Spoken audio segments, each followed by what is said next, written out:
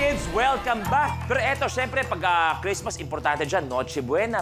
Anong paborito niyong pagkain pag Christmas? Marco, ikaw? Lechon. Lechon? Kahit ano po. Kahit ano? Spaghetti. Spaghetti? Ham. Ham? Carbonara. Esa? Spaghetti po. Spaghetti. Raiko? Pasta. Pasta din ang mga inaabangan nila. Kids, bakit kaya dapat masaya ang pamilya kapag Pasko?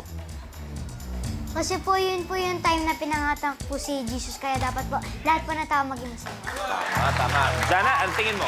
Kasi po, yung Pasko po, birthday po yun ni Jesus. Tsaka masaya po dun si Jesus kasi po, parang sineselebrate po natin yung kaarawan niya. Tama, tama. Ang galing ng mga kids natin.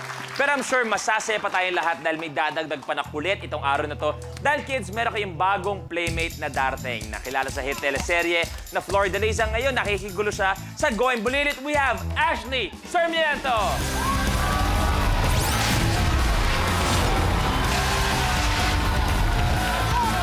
Hi, Ashley! Merry Christmas! Ashley, anong pakiramdam? Ikaw yung bagong dating. So, kinakabahan ka ba? Excited ka? Excited na excited po.